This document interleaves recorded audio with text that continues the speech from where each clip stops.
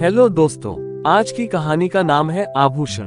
चलिए कहानी का वाचन प्रारंभ करते हैं। आभूषणों की निंदा करना हमारा उद्देश्य नहीं है। हम असहयोग का उत्पीड़न सह सकते हैं, पर ललनाओं के निर्दय घातक वाग्बानों को नहीं ओढ़ सकते। तो भी इतना अवश्य कहेंगे कि इस तृष्णा की पूर्ति के लिए जितना त्याग किया जाता है, उसका सदुपयोग करने से महान पद प्राप्त हो सकता है। यद्यपि हमने किसी रूपहीना महिला को आभूषणों की सजावट से रूपवती होते नहीं देखा, तथापि हम ये भी मान लेते हैं कि रूप के लिए आभूषणों की उतनी ही जरूरत है जितनी घर के लिए दीपक की। इस दीपक की ज्योति में आंखें धुंधली हो जाती हैं। ये चमक दमक कितनी ईर्ष्या, कितने द्वेष, कितनी प्रतिस्पर्धा, कितनी दुश्चिंता और कितनी दुराशा का कारण है, इसकी केवल कल्पना से ही रोंगटे खड़े हो जाते हैं। इन्हें भूषण नहीं, दूषण कहना अधिक उपयुक्त है।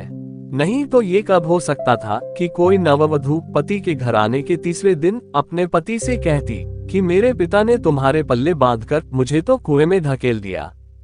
शीतला आज अपने गांव के ताल्लुकेदार कुंवर सुरेश सिंह की नवविवाहिता वधू को देखने गई थी।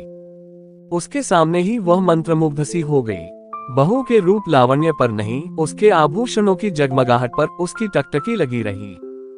और वह जब से लौटकर घर आई, उसकी छाती पर सांप लौटता रहा। अंत को ज्यों ही उसका पति आया, वो उस पर बरस पड़ी और दिल में भरा हुआ गुबार पूर्वोक्त शब्दों में निकल पड़ा। शीतला के पति का नाम विमल सिंह था। उनके पुरखे किसी जमाने में इलाकेदार थे। इस गांव पर भी उन्हीं का 16वां आने अधिकार था, लेकिन अब इस घर की दशाहीन हो गई है। सुरेश सिंह के पिता जमींदारी के काम में दक्ष थे। विमल सिंह का सब इलाका किसी न किसी प्रकार से उनके हाथ आ गया। विमल के पास सवारी का टट्टू भी न था। उसे दिन में 2 बार भोजन भी मुश्किल से मिलता था। उधर सुरेश के पास हाथी, मोटर और कई घोड़े थे। 10-5 बाहर के आदमी नित्य द्वार पर पड़े रहते थे। पर इतनी विषमता होने पर भी दोनों में भाईचारा निभाया जाता था। शादी ब्याह में, मुंडन छेदन में परस्पर आना जाना होता रहता था। सुरेश विद्या प्रेमी थे। हिंदुस्तान में ऊंची शिक्षा समाप्त करके वो यूरोप चले गए और सब लोगों की शंकाओं के विपरीत वहां से आर्य सभ्यता के परम भक्त बनकर लौटे। वहां के जड़वाद, कृत्रिम भोग लिप्सा और अमानुषिक मदान्धता ने उनकी आंखें खोल दी थीं।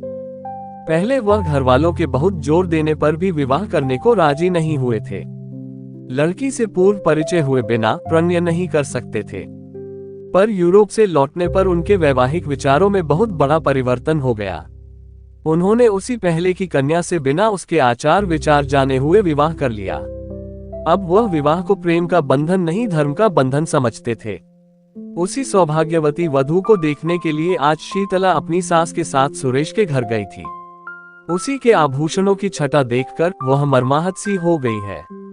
विमल ने व्यथित होकर कहा, तो माता पिता से कहा होता सुरेश से ब्याह कर देते, वो तुम्हें गहनों से लाद सकते थे। शीतला, तो गाली क्यों देते हो?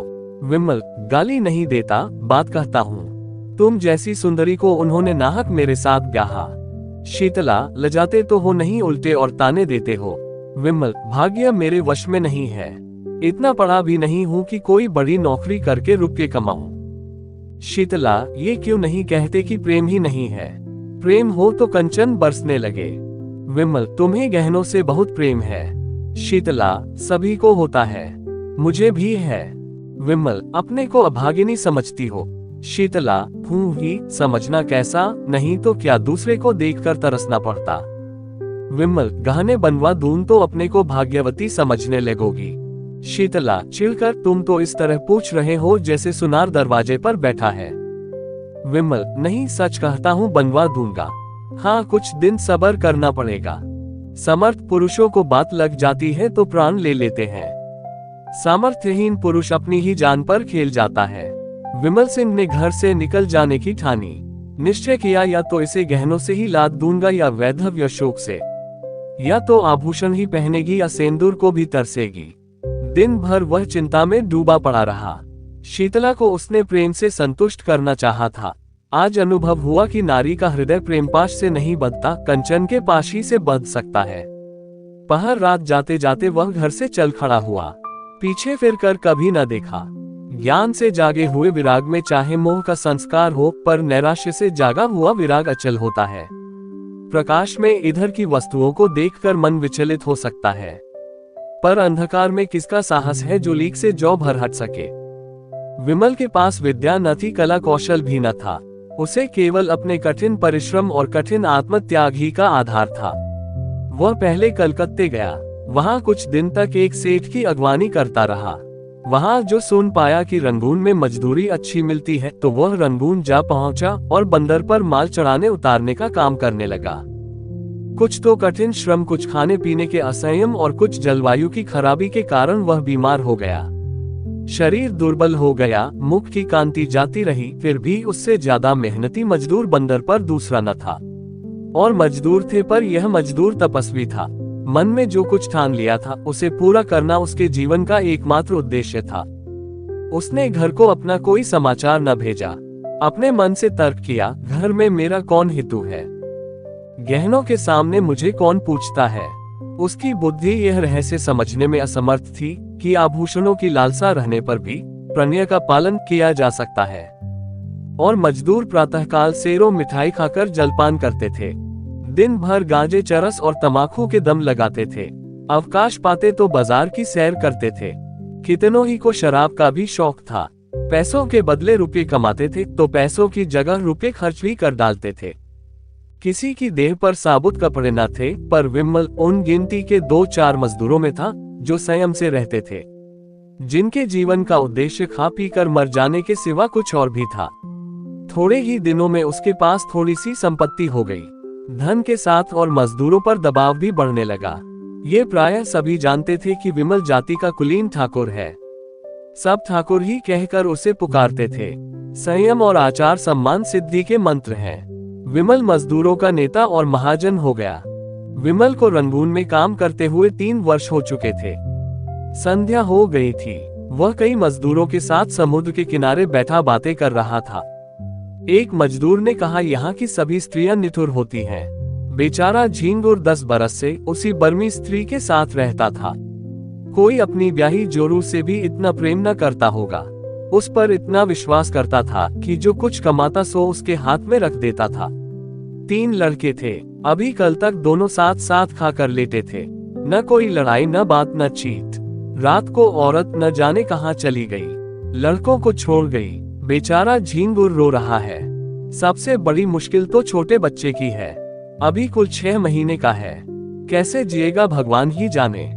विमल सिंह ने गंभीर भाव से कहा, गहने बनवाता था कि नहीं? मजदूर, रुपये पैसे तो औरत ही के हाथ में थे। गहने बनवाती उसका हाथ कौन पकड़ता? दूसरे मजदूर ने कहा, गहनों से तो लदी हुई थी। जिधर से निकल जाती थी छम छम की आवाज से कान भर जाते थे। विमल, जब गहने बनवाने पर भी निठुराई की तो यही कहना पड़ेगा कि यह जाति ही बेवफा होती है। इतने में एक आदमी आकर विमल सिंह से बोला, चौधरी, अभी मुझे एक सिपाही मिला था। वह तुम्हारा नाम, गांव और बाप का नाम पूछ रहा था। कोई बाबू सुरेश सिंह है? विमल ने सशंक होकर कहा, हाँ है तो। मेरे गांव के इलाकेदार और बिरादरी के भाई हैं। आदमी, उन्होंने थाने में कोई नोटिस छपवाया है कि जो विमल सिंह का पता लगावेगा उसे 1000 रुपये का इनाम मिलेगा। विमल, तो तुमने सिपाही को सब ठीक ठीक बता दिया। आदमी, चौधरी, में कोई गंवार हूँ क्या? समझ गया कुछ दाल में काला है, नहीं तो कोई इतने रुपए क्यों खर्च करता। मैंने कह दिया कि उनका नाम विमल सिंह नहीं, जसोदा पांडे है। बाप का नाम सुक्खू बताया और घर जिला झांसी में। पूछने लगा, यहाँ कितने दिन से रहता है? मैंने कहा, कोई 10 साल से। तब कुछ सोचकर चला गया। सुरेश बाबू से तुमसे कोई अदावत है क्या चौधरी? विमल, अदावत तो नहीं थी, मगर कौन जाने उनकी नीयत बिगड़ गई हो। मुझ पर कोई अपराध लगाकर मेरी जगह जमीन पर हाथ बढ़ाना चाहते हो। तुमने बड़ा अच्छा किया कि सिपाही को उड़न झाई बताई। आदमी, मुझसे कहता था कि ठीक ठीक बता दो तो 50 रुपए तुम्हें भी दिला दूं। मैंने सोचा आप तो 1000 की गठरी मारेगा और मुझे 50 रुपए दिलाने को कहता है। फटकार बता दी। एक मजदूर, मगर जो 200 रुपए देने को कहता तो तुम सब ठीक ठीक नाम ठिकाना बता देते। क्यों धत तेरे लालची की? आदमी, लज्जित होकर 200 रुपए नहीं 2000 रुपए भी देता तो न बताता। मुझे ऐसा विश्वासघात करने वाला मत समझो। जब जी चाहे परख लो। मजदूरों में यूं वाद विवाद होता ही रहा। विमल आकर अपनी कोठरी में लेट गया। वह सोचने लगा, अब क्या करूं? जब सुरेश जैसे सज्जन की नीयत बदल गई तो अब किसका भरोसा करूं? नहीं, अब बिना घर गए काम नहीं चलेगा। कुछ दिन और न गया तो फिर कहीं का न होऊंगा। 2 साल और रह जाता तो पास में पूरे 5,000 रुपए हो जाते। शीतला की इच्छा कुछ पूरी हो जाती। अभी तो सब मिलाकर 3,000 रुपए ही होंगे। इतने में उसकी अभिलाषा न पूरी होगी। खैर, अभी चलूं, 6 महीने में फिर लौट आऊंगा। अपनी जायदाद तो बच जाएगी। नहीं, 6 महीने तक रहने का क्या है, जाने आने का 1 महीना लग जाएगा। घर में 15 दिन से ज्यादा न रहूंगा। वहाँ कौन पूछता है आऊं या रहूं, मरूं या जीऊं, वहाँ तो गहनों से प्रेम है। इस तरह मन में निश्चय करके वह दूसरे दिन रंगून से चल पड़ा। संसार कहता है कि गुण के सामने रूप की कोई हस्ती नहीं। हमारे नीतिशास्त्रों के आचार्यों का भी यही कथन है, पर वास्तव में ये कितना भ्रम मूलक है। कुंवर सुरेश सिंह की नववधू मंगला कुमारी गृह कार्य में निपुण, पति के इशारे पर प्राण देने वाली, अत्यंत विचारशीला, मधुरभाषिणी और धर्म भीरू स्त्री थी, पर सौंदर्य विहीन होने के कारण पति की आंखों में कांटे के समान खटकती थी। सुरेश सिंह बात बात पर उस पर झुंझलाते, पर घड़ी भर में पश्चाताप के वशीभूत होकर उससे क्षमा मांगते, किंतु दूसरे ही दिन वही कुत्सित व्यापार शुरू हो जाता। विपत्ति ये थी कि उनके आचरण अन्य रईसों की भांति भ्रष्ट न थे। वह दाम्पत्य जीवन ही में आनंद, सुख, शांति, विश्वास, प्रायः सभी पारमार्थिक उद्देश्य पूरा करना चाहते थे, और दाम्पत्य सुख से वंचित होकर उन्हें अपना समस्त जीवन नीरस, स्वादहीन और कुंठित जान पड़ता था। फल ये हुआ कि मंगला को अपने ऊपर विश्वास न रहा। वह अपने मन से कोई काम करते हुए डरती कि स्वामी नाराज होंगे। स्वामी को खुश रखने के लिए अपनी भूलों को छिपाती, बहाने करती, झूठ बोलती। नौकरों को अपराध लगाकर आत्मरक्षा करना चाहती। पति को प्रसन्न रखने के लिए उसने अपने गुणों की, अपनी आत्मा की अवहेलना की, पर उठने के बदले वह पति की नजरों से गिरती ही गई। नित्य नए श्रृंगार करती, पर लक्ष्य से दूर होती जाती थी। पति की एक मधुर मुस्कान के लिए, उनके अधरों के एक मीठे शब्द के लिए उसका प्यासा हृदय तड़प तड़प कर रह जाता था। लावण्य विहीन स्त्री वह भिक्षुक नहीं है जो चंगुल भर आटे से संतुष्ट हो जाए। वह भी पति का संपूर्ण अखंड प्रेम चाहती है, और कदाचित सुंदरियों से अधिक, क्योंकि वह इसके लिए असाधारण प्रयत्न और अनुष्ठान करती है। मंगला इस प्रयत्न में निष्फल होकर और भी संतप्त होती थी। धीरे धीरे पति पर से उसकी श्रद्धा उठने लगी। उसने तर्क किया कि ऐसे क्रूर, हृदय शून्य, कल्पनाहीन मनुष्य से मैं भी उसी का सा व्यवहार करूंगी। जो पुरुष रूप का भक्त है वह प्रेम भक्ति के योग्य नहीं। इस प्रत्याघात ने समस्या और भी जटिल कर दी। मगर मंगला की केवल अपनी रूपहीनता ही का रोना न था। शीतला का अनुपम रूप लालित्य भी उसकी कामनाओं का बाधक था, बल्कि यह उसकी आशा लताओं पर पड़ने वाला तुषार था। मंगला सुंदरी न सही, पर पति पर जान देती थी। जो अपने को चाहे उससे हम विमुख नहीं हो सकते।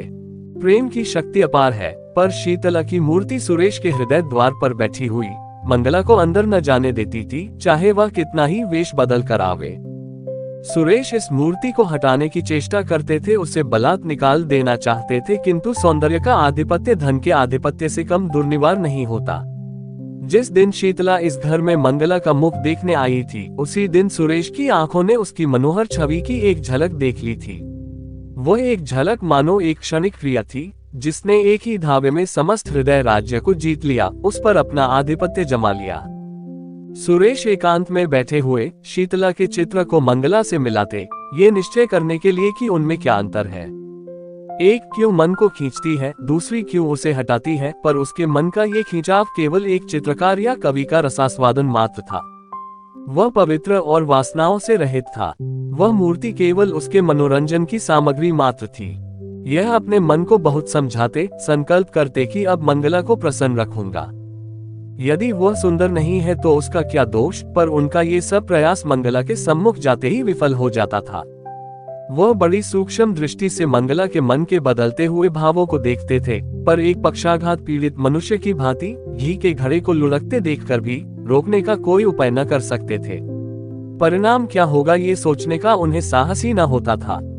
पर जब मंगला ने अंत को बात बात में उनकी तीव्र आलोचना करना शुरू कर दिया, वह उनसे उच्छृंखलता का व्यवहार करने लगी, तो उसके प्रति उनका वह उतना सौहार्द भी विलुप्त हो गया। घर में आना जाना छोड़ दिया। एक दिन संध्या के समय बड़ी गर्मी थी। पंखा झलने से आग और भी दहकती थी। कोई सैर करने बगीचों में भी न जाता था। पसीने की भांति शरीर से सारी स्फूर्ति बह गई थी। जो जहां था वहीं मुर्दा सा पड़ा था। आग से सेके हुए मृदंग की भांति लोगों के स्वर कर्कश हो गए थे। साधारण बातचीत में भी लोग उत्तेजित हो जाते थे, जैसे साधारण संघर्षण से वन के वृक्ष जल उठते हैं। सुरेश सिंह कभी 4 कदम टहलते थे, फिर हाँफ कर बैठ जाते थे। नौकरों पर झुंझला रहे थे कि जल्द जल्द छिड़काव क्यों नहीं करते। सहसा उन्हें अंदर से गाने की आवाज सुनाई दी। चौंके, फिर क्रोध आया। मधुर गान कानों को अप्रिय जान पड़ा। यह क्या बेवक्त की शहनाई है। यहाँ गर्मी के मारे दम निकल रहा है और इन सबको गाने की सूझी है। मंगला ने बुलाया होगा और क्या। लोग नाहक कहते हैं कि स्त्रियों का जीवन का आधार प्रेम है। उनके जीवन का आधार वही भोजन, निद्रा, राग, रंग, आमोद प्रमोद है जो समस्त प्राणियों का है। घंटे भर तो सुन चुका। ये गीत कभी बंद भी होगा या नहीं। सब व्यर्थ में गला फाड़ फाड़ कर चिल्ला रही हैं। अंत को न रहा गया। जनान खाने में आकर बोले, ये तुम लोगों ने क्या कांव कांव मचा रखी है। ये गाने बजाने का कौन सा समय है। बाहर बैठना मुश्किल हो गया। सन्नाटा छा गया, जैसे शोरगुल मचाने वाले बालकों में मास्टर पहुंच जाए। सभी ने सिर झुका लिए और सिमट गईं। मंगला तुरंत उठकर सामने वाले कमरे में चली गई। पति को बुलाया और आहिस्ते से बोली, क्यों इतना बिगड़ रहे हो। मैं इस वक्त गाना नहीं सुनना चाहता। तुम्हें सुनाता ही कौन है। क्या मेरे कानों पर भी तुम्हारा अधिकार है। फजूल की बमचक, तुमसे मतलब। मैं अपने घर में यह कोलाहल न मचने दूंगा। तो मेरा घर कहीं और है। सुरेश सिंह इसका उत्तर न देकर बोले, इन सब से कह दो फिर किसी वक्त आए। मंगला, इसलिए कि तुम्हें इनका आना अच्छा नहीं लगता। हाँ, इसीलिए। तुम क्या सदा वही करते हो जो मुझे अच्छा लगे। तुम्हारे यहाँ मित्र आते हैं, हंसी ठट्ठे की आवाज अंदर सुनाई देती है। मैं कभी नहीं कहती कि इन लोगों का आना बंद कर दो। तुम मेरे कामों में दस्तंदाजी क्यों करते हो। सुरेश ने तेज होकर कहा, इसलिए कि मैं घर का स्वामी हूँ। मंगला, तुम बाहर के स्वामी हो, यहाँ मेरा अधिकार है। सुरेश, क्यों व्यर्थ की बक बक करती हो। मुझे चिढ़ाने से क्या मिलेगा। मंगला जरा देर चुपचाप खड़ी रही। वह पति के मनोगत भावों की मीमांसा कर रही थी। फिर बोली, अच्छी बात है। जब इस घर में मेरा कोई अधिकार नहीं तो न रहूंगी।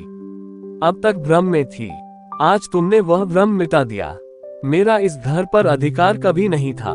जिस स्त्री का पति के हृदय पर अधिकार नहीं, उसका उसकी संपत्ति पर भी कोई अधिकार नहीं हो सकता। सुरेश ने लज्जित होकर कहा, बात का बतंगड़ क्यों बनाती हो। मेरा यह मतलब न था। कुछ का कुछ समझ गई। मंगला, मन की बात आदमी के मुंह से अनायास ही निकल जाती है। सावधान होकर हम अपने भावों को छिपा लेते हैं। सुरेश को अपनी असज्जनता पर दुख तो हुआ, पर इस भय से कि मैं इसे जितना ही मनाऊंगा उतना ही यह और जलीकटी सुनाएगी, उसे वहीं छोड़कर बाहर चले आए। प्रातःकाल ठंडी हवा चल रही थी। सुरेश खुमारी में पड़े हुए स्वप्न देख रहे थे कि मंगला सामने से चली जा रही है। चौंक पड़े, देखा द्वार पर सचमुच मंगला खड़ी है। घर की नौकरानियां आंचल से आंखें पोंछ रही हैं। कई नौकर आसपास खड़े हैं। सभी की आंखें सजल और मुख उदास हैं, मानो बहू विदा हो रही है। सुरेश समझ गए कि मंगला को कल की बात लग गई, पर उन्होंने उठकर कुछ पूछने की, मनाने की या समझाने की चेष्टा नहीं की। यह मेरा अपमान कर रही है, मेरा सिर नीचा कर रही है।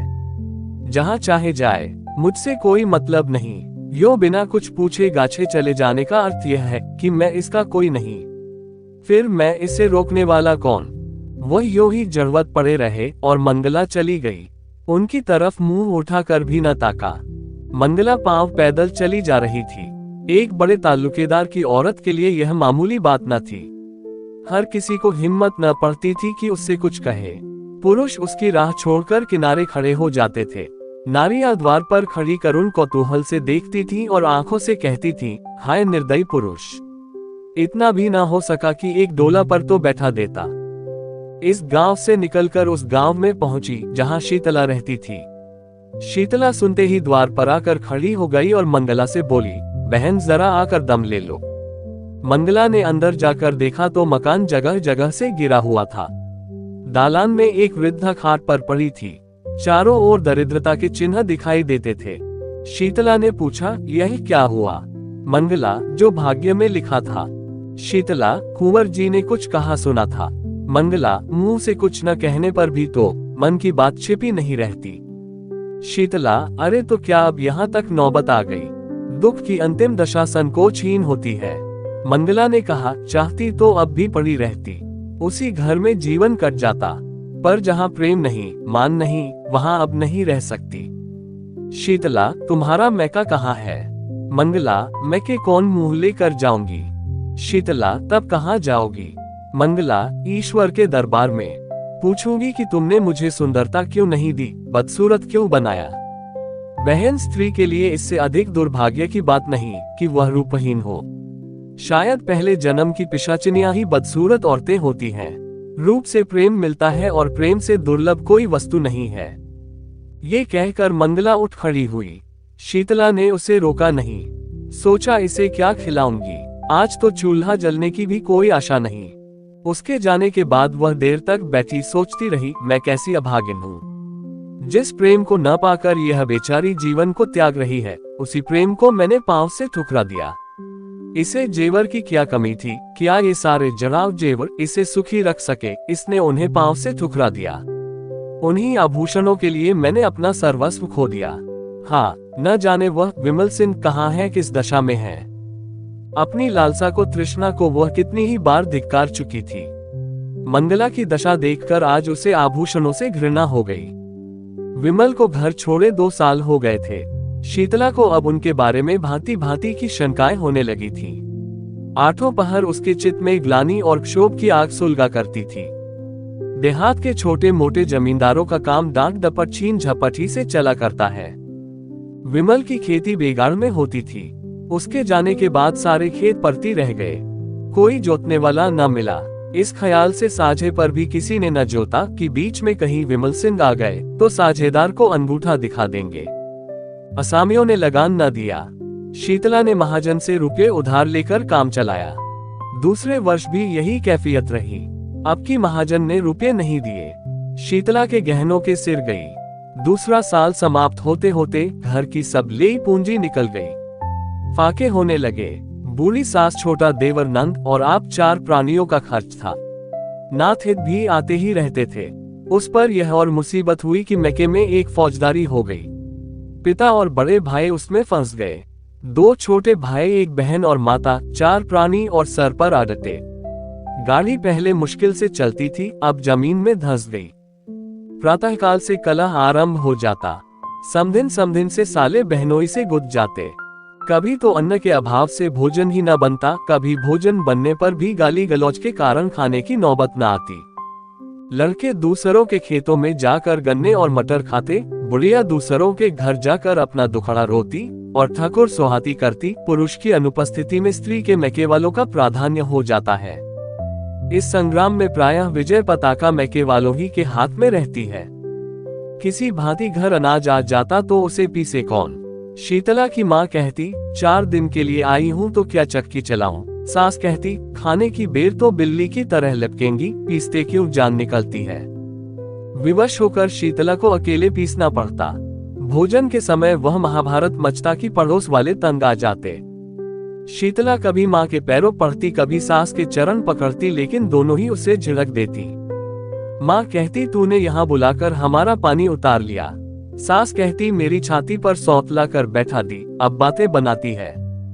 इस घोर विवाद में शीतला अपना विरह शोक भूल गई। सारी अमंगल शंकाएं इस विरोधाग्नि में शांत हो गईं।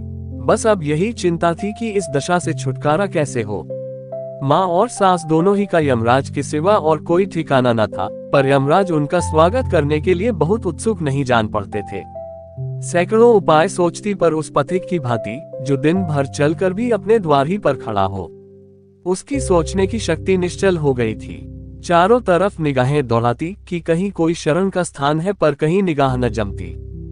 एक दिन वह इसी नैराश्य की अवस्था में द्वार पर खड़ी थी। मुसीबत में, चित्त की उद्विग्नता में, इंतजार में द्वार से हमें प्रेम हो जाता है। सहसा उसने बाबू सुरेश सिंह को सामने से घोड़े पर जाते देखा। उनकी आंखें उसकी ओर फिरी। आंखें मिल गईं। वह झिझक कर पीछे हट गई। किवाड़े बंद कर लिए। कुंवर साहब आगे बढ़ गए। शीतला को खेद हुआ कि उन्होंने मुझे देख लिया। मेरे सिर पर साड़ी फटी हुई थी, चारों तरफ उसमें पैबंद लगे हुए थे। वह अपने मन में न जाने क्या कहते होंगे। कुंवर साहब को गांव वालों से विमल सिंह के परिवार के कष्टों की खबर मिली थी। वह गुप्त रूप से उनकी कुछ सहायता करना चाहते थे, पर शीतला को देखते ही संकोच ने उन्हें ऐसा दबाया कि द्वार पर एक क्षण भी न रुक सके। मंगला के गृह त्याग के 3 महीने पीछे आज वह पहली बार घर से निकले थे। मारे शर्म के बाहर बैठना छोड़ दिया था। इसमें संदेह नहीं कि कुंवर साहब मन में शीतला के रूप रस का आस्वादन करते थे। मंगला के जाने के बाद उनके हृदय में एक विचित्र दुष्कामना जाग उठी। क्या किसी उपाय से ये सुंदरी मेरी नहीं हो सकती? विमल का मुद्दत से पता नहीं। बहुत संभव है कि वह अब संसार में न हो, किंतु वह इस दुष्कल्पना को विचार से दबाते रहते थे। शीतला की विपत्ति की कथा सुनकर भी वह उसकी सहायता करते हुए डरते थे। कौन जाने, वासना यही वेश धरकर मेरे विचार और विवेक पर कुठाराघात करना चाहती हो। अंत को लालसा की कपट लीला उन्हें भुलावा दे ही गई। वह शीतला के घर उसका हालचाल पूछने गए।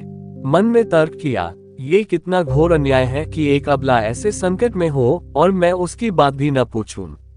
पर वहां से लौटे तो बुद्धि और विवेक की रस्सियां टूट गई थीं और नाव मोह वासना के अपार सागर में डुबकियां खा रही थी। आह, यह मनोहर छवि, यह अनुपम सौंदर्य। एक क्षण में उन्मत्तों की भांति बकने लगे। ये प्राण और यह शरीर तेरी भेंट करता हूँ।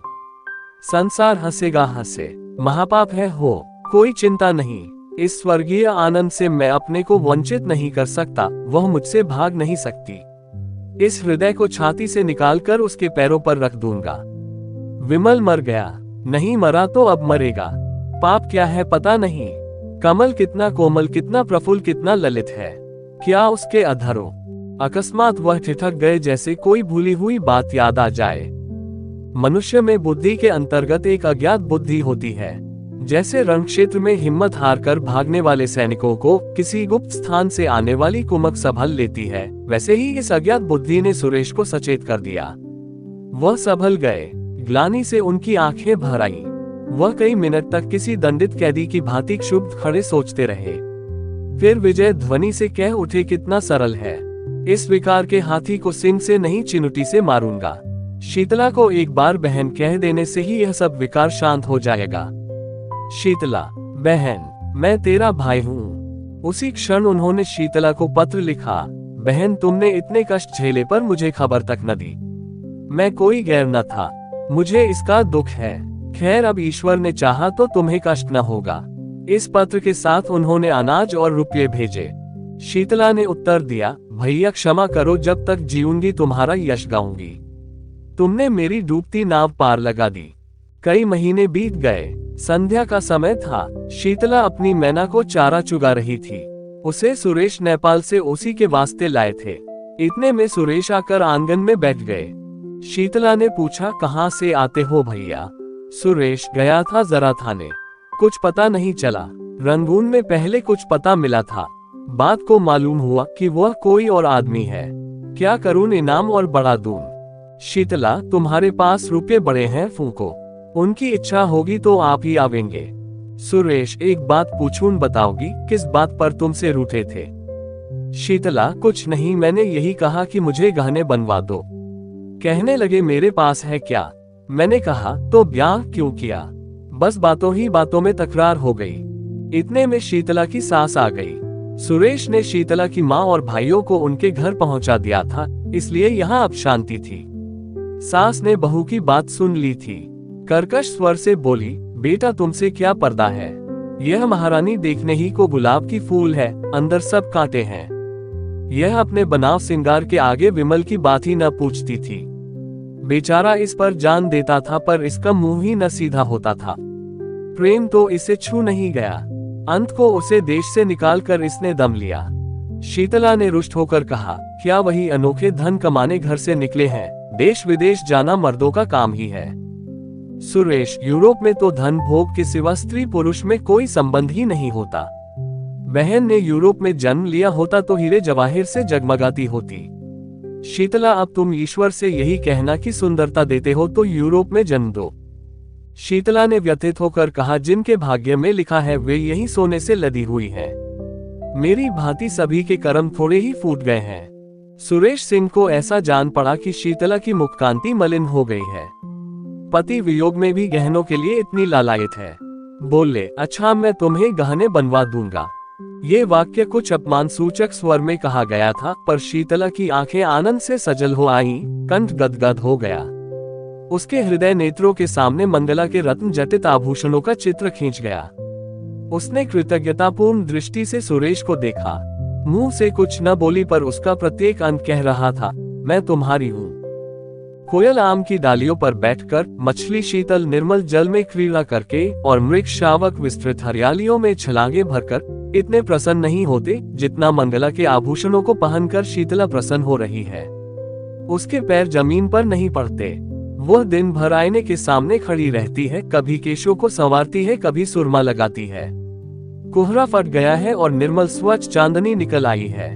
वह घर का एक तिनका भी नहीं उठाती। उसके स्वभाव में एक विचित्र गर्व का संचार हो गया है। लेकिन श्रृंगार क्या है? सोई हुई काम वासना को जगाने का घोरनाद उद्दीपन का मंत्र। शीतला जब नखशिख से सज कर बैठती है तो उसे प्रबल इच्छा होती है कि मुझे कोई देखे। वह द्वार पर आकर खड़ी हो जाती है। गांव की स्त्रियों की प्रशंसा से उसे संतोष नहीं होता। गांव के पुरुषों को वह श्रृंगार रसविहीन समझती है, इसलिए सुरेश सिंह को बुलाती है। पहले वह दिन में एक बार आ जाते थे, अब शीतला के बहुत अनुनय विनय करने पर भी नहीं आते। पहर रात गई थी, घरों के दीपक बुझ चुके थे। शीतला के घर में दीपक जल रहा था। उसने कुंवर साहब के बगीचे से बेले के फूल मंगवाए थे और बैठी हार गूंथ रही थी। अपने लिए नहीं, सुरेश के लिए। प्रेम के सिवा एहसान का बदला देने के लिए उसके पास और था ही क्या। एकाएक कुत्तों के भूंकने की आवाज सुनाई दी और दम भर में विमल सिंह ने मकान के अंदर कदम रखा। उनके एक हाथ में संदूक था, दूसरे हाथ में एक गठरी। शरीर दुर्बल, कपड़े मैले, दाढ़ी के बाल बड़े हुए, मुख पीला, जैसे कोई कैदी जेल से निकल कर आया हो। दीपक का प्रकाश देखकर वह शीतला के कमरे की तरफ चले। मैना पिंजरे में तड़फड़ाने लगी। शीतला ने चौंक कर सिर उठाया, घबरा कर बोली, कौन? फिर पहचान गई। तुरंत फूलों को एक कपड़े से छिपा दिया। उठ खड़ी हुई और सिर झुकाकर पूछा, इतनी जल्दी सुध ली? विमल ने कुछ जवाब न दिया। विस्मित होकर कभी शीतला को देखता और कभी घर को मानो किसी नए संसार में पहुंच गया है। ये वह खिला फूल न था जिसकी पंखुड़ियां अनुकूल जलवायु न पाकर सिमट गई थी। ये पूर्ण विकसित कुसुम था, ओस के जल कणों से जगमगाता और वायु के झोंकों से लहराता हुआ। विमल उसकी सुंदरता पर पहले भी मुग्ध था, पर यह ज्योति वह अग्निज्वाला थी जिससे हृदय में ताप और आंखों में जलन होती थी। ये आभूषण, ये वस्त्र, ये सजावट। उसके सिर में एक चक्कर सा आ गया। जमीन पर बैठ गया। इस सूर्यमुखी के सामने बैठते हुए उसे लज्जा आती थी। शीतला अभी तक स्तंभित खड़ी थी। वह पानी लाने नहीं दौड़ी, उसने पति के चरण नहीं धोए, उसको पंखा तक नहीं झला। हद बुद्धि सी हो गई थी। उसने कल्पनाओं की कैसी सुरम्य वाटिका लगाई थी, उस पर तुषार पड़ गया। वास्तव में इस मलिन बदन अर्धनग्न पुरुष से उसे घृणा हो रही थी। ये घर का जमींदार विमल न था, वह मजदूर हो गया था। मोटा काम मुखाकृति पर असर डाले बिना नहीं रहता। मजदूर सुंदर वस्त्रों में भी मजदूर ही रहता है। सहसा विमल की माँ चौंकी। शीतला के कमरे में आई तो विमल को देखते ही मातृ स्नेह से विह्वल होकर उसे छाती से लगा लिया। विमल ने उसके चरणों पर सिर रखा। उसकी आंखों से आंसुओं की गरम गरम बूंदें निकल रही थी। माँ पुलकित हो रही थी, मुख से बात ना निकलती थी। एक क्षण में विमल ने कहा, अम्मा। कंठ ध्वनि ने उसका आशय प्रकट कर दिया। माँ ने प्रश्न समझकर कहा, नहीं बेटा, ये बात नहीं है। विमल, ये देखता क्या हूँ? माँ, स्वभाव ही ऐसा है तो कोई क्या करे। विमल, सुरेश ने मेरा हुलिया क्यों लिखाया था? माँ, तुम्हारी खोज लेने के लिए। उन्होंने दया न की होती तो आज घर में किसी को जीता न पाते। विमल, बहुत अच्छा होता। शीतला ने ताने से कहा, अपनी ओर से तुमने सबको मार ही डाला था।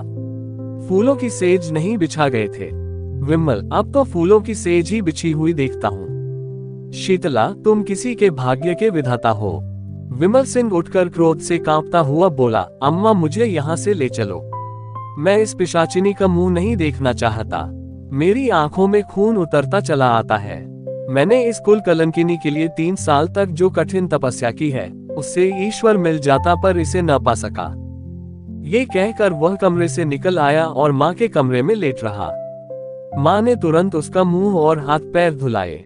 वह चूल्हा जलाकर पूरियां पकाने लगी। साथ साथ घर की विपत्ति कथा भी कहती जाती थी। विमल के हृदय में सुरेश के प्रति जो विरोधाग्नि प्रज्वलित हो रही थी, वह शांत हो गई। लेकिन हृदय दाह ने रक्त दाह का रूप धारण किया। जोर का बुखार चढ़ आया। लंबी यात्रा की थकान और कष्ट तो था ही, बरसों के कठिन श्रम और तप के बाद यह मानसिक संताप और भी दुस्सह हो गया। सारी रात वह अचेत पड़ा रहा। माँ बैठी पंखा झलती और रोती थी। दूसरे दिन भी वह बेहोश पड़ा रहा। शीतला उसके पास एक क्षण के लिए भी न आई। इन्होंने मुझे कौन से सोने के कौर खिला दिए हैं जो इनकी धौंस से हूँ। यहाँ तो जैसे कंता घर रहे वैसे रहे विदेश। किसी की फूटी कौड़ी नहीं जानती। बहुत ताव दिखाकर तो गए थे, क्या लाद लाए। संध्या के समय सुरेश को खबर मिली। तुरंत दौड़े हुए आए। आज 2 महीने के बाद उन्होंने उस घर में कदम रखा। विमल ने आंखें खोली, पहचान गया। आंखों से आंसू बहने लगे। सुरेश के मुखारविंद पर दया की ज्योति झलक रही थी। विमल ने उसके बारे में जो अनुचित संदेह किया था, उसके लिए वह अपने को धिक्कार रहा था। शीतला ने ज्यों ही सुना कि सुरेश सिंह आए हैं, तुरंत शीशे के सामने गई। केश छिटका लिए और विपत की मूर्ति बनी हुई विमल के कमरे में आई।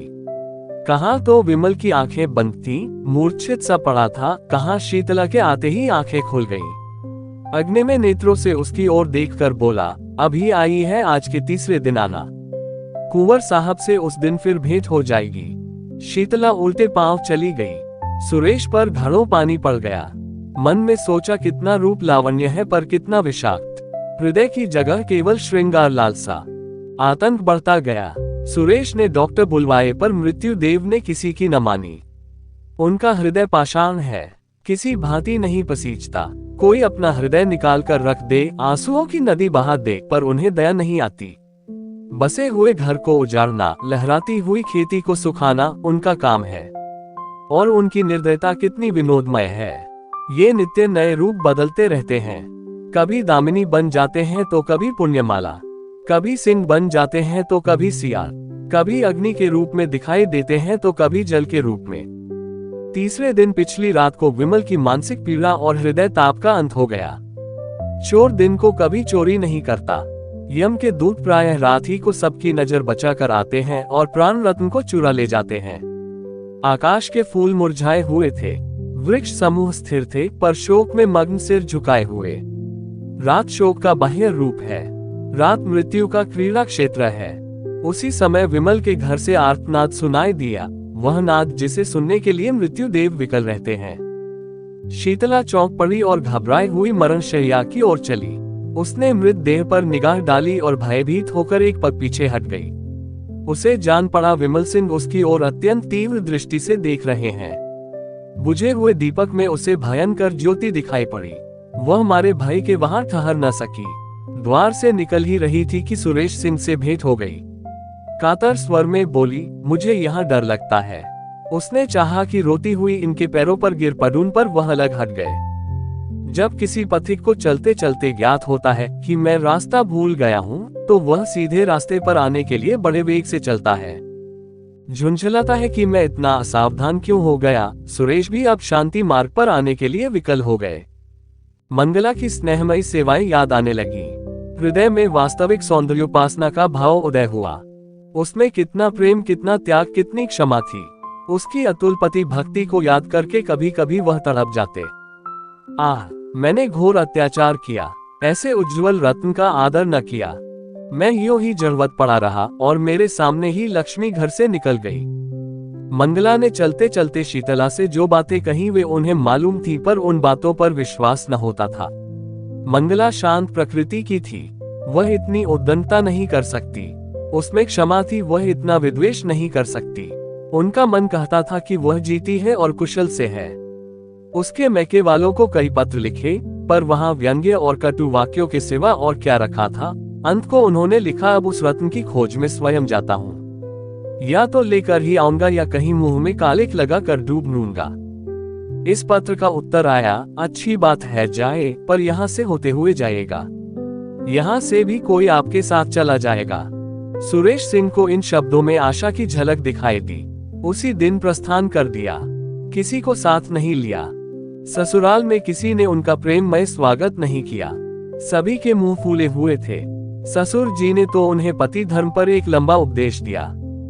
रात को जब वह भोजन करके लेटे तो छोटी साली आकर बैठ गई और मुस्कुरा कर बोली, जीजा जी कोई सुंदरी अपने रूपहीन पुरुष को छोड़ दे, उसका अपमान करे तो आप उसे क्या कहेंगे? सुरेश गंभीर स्वर से कुटिला, साली, और ऐसे पुरुष को जो अपनी रूपहीन स्त्री को त्याग दे। सुरेश पशु, साली, और जो पुरुष विद्वान हो। सुरेश पिशाच, साली, हंसकर तो मैं भागती हूँ, मुझे आपसे डर लगता है। सुरेश पिशाचों का प्रायश्चित भी तो स्वीकार हो जाता है। साली, शर्त यह है कि प्रायश्चित सच्चा हो। सुरेश, ये तो वह अंतर्यामी ही जान सकते हैं। साली, सच्चा होगा तो उसका फल भी अवश्य मिलेगा, मगर दीदी को लेकर इधर ही से लौटिएगा। सुरेश की आशा नया फिर डगमगाए, गिड़गिड़ा कर बोले, प्रभा ईश्वर के लिए मुझ पर दया करो, मैं बहुत दुखी हूँ। साल भर से ऐसा कोई दिन नहीं गया कि मैं रोकर न सोया हूँ। प्रभा ने उठकर कहा, अपने किए का क्या, अच्छा जाती हूँ, आराम कीजिए। एक क्षण में मंगला की माता आकर बैठ गई और बोली, बेटा तुमने तो बहुत पढ़ा लिखा है, देश विदेश घूमाए हो, सुंदर बनने की कोई दवा कहीं नहीं देखी। सुरेश ने विनयपूर्वक कहा, माता जी अब ईश्वर के लिए और लज्जित न कीजिए। माता, तुमने तो मेरी प्यारी बेटी के प्राण ले लिए, मैं क्या तुम्हें लज्जित करने से भी गई? जी में तो था कि ऐसी ऐसी सुनाऊंगी कि तुम भी याद करोगे, पर मेहमान हो क्या जलाऊं, आराम करो। सुरेश आशा और भय की दशा में पड़े करवटें बदल रहे थे कि एकाएक द्वार पर किसी ने धीरे से कहा, जाती क्यों नहीं जागते तो हैं? किसी ने जवाब दिया, ला जाती है। सुरेश ने आवाज पहचानी, प्यासे को पानी मिल गया। एक क्षण में मंगला उनके सम्मुख आई और सिर झुकाकर खड़ी हो गई। सुरेश को उसके मुख पर एक अनूठी छवि दिखाई दी, जैसे कोई रोगी स्वास्थ्य लाभ कर चुका हो। रूप वही था पर आंखें और थीं। आज की कहानी समाप्त हुई। आशा करता हूँ कि ये वीडियो आपको पसंद आई होगी। ऐसी ही स्टोरी सुनने के लिए हमारी वीडियो को लाइक, शेयर और चैनल को सब्सक्राइब जरूर करें। धन्यवाद। जय हिंद।